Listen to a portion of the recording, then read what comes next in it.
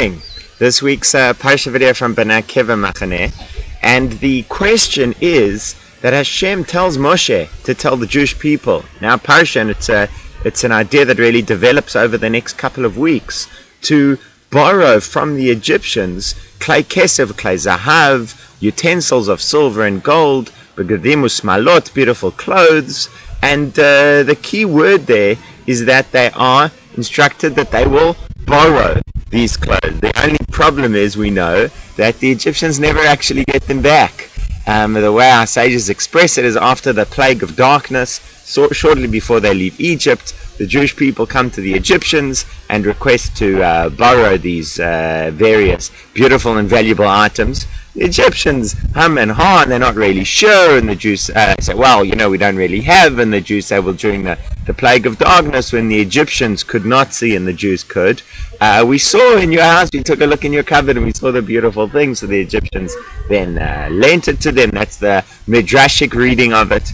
And what happens is the Jewish people end up with these items that they have borrowed. The problem is, as I said, is that they don't give them back. They take them, they borrow them, and they make off with them. I mean, when the Jewish people are leaving Egypt, they have no intention of coming back, even though that's the story they tell Pharaoh. And so the question is, why do they go about it in this way? Why not honestly say, we're taking it? Especially because one of the ways that the rabbis look at this is as payment for the 210 years in Egypt. Well, not all 210 years were they slaves, but for the over a century of slavery that they endured in Egypt, this is some kind of payment for it. So be honest about it. Say, listen, we want some compensation. Certainly, after the way in which Egypt was destroyed, there's a limit to how far they can go. It's like, what do you call a 250 kilogram gorilla? The answer is, sir. There's a limit to how much the Egyptians can withstand what the Jews are doing. So there are a few answers that are given.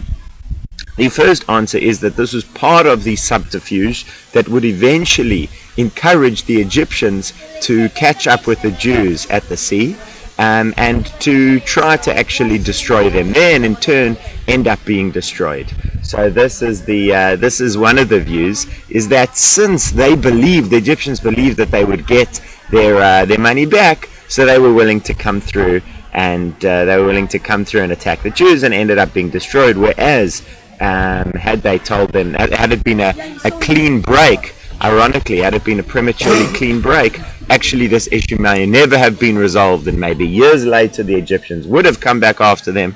But this way, the Egyptians, through all their military might, were destroyed in the Red Sea. The Jewish people knew they were free. The Egyptians knew they weren't getting them back. So part of the idea, according to this approach, is that if they told them that they were just borrowing it, when the time came to actually make this break, the Egyptians wanted to go, not just to recover their slaves, but to recover their property. So that's approach number one. This was a subterfuge in order to encourage the Egyptians to chase after the Jews. Another approach that I saw this week in the Maggid of Dubno is that he says, we know that everything, all of Hashem's justice is absolutely perfect. Everything with Hashem happens in the right place at the right time. And the way he puts it is that he says, the Egyptians did not yet deserve to have their property taken away from them. At the time when the Jewish people left Egypt, the Egyptians had not yet been so wicked that they forfeited ownership of all of these things. That point would only come after the Egyptian army chased after the Jewish people at the Red Sea. So then the question is, so how do you get it? How do you confiscate that property? How do you impose that fine only at the Red Sea, when the Egyptians are all sitting in Egypt, even though they've become more guilty by sending the army? So to that, the Maggid of Dubno says that was Hashem's brilliant compromise strategy plan, is that the Jewish people really did borrow it. You see, according to that first answer, the Jewish people pretended to borrow it, right? According to the second answer, the Jewish people really are borrowing it, and they only take possession of it after the Red Sea, when now it's a forfeit for the Egyptians. So the borrowing was a way of putting it in the Jewish pockets until the time came when they should really take possession of it. A third approach which is given by our sages, is that of the down payment. They explain it with an analogy that there was a young man who gets a holiday job, and at the end of the holiday, his employer pays him by check, or does an EFT, something like that. And this kid says, but where's my money? And he said, no, the money's in your bank account. And to him, that doesn't make any sense. The employer says, let me give you a bit of cash. So you feel that you've really gotten something. The boy is excited about the cash.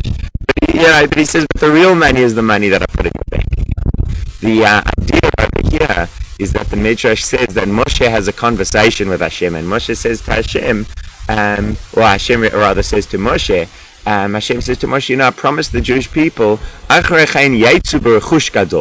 after the affliction, they will leave with a great treasure. They will leave Egypt and have a great treasure.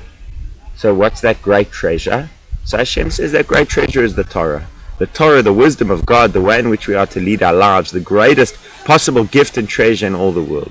That's the greatest thing that the Jewish people will gain. But Hashem says to Moshe, but you know what?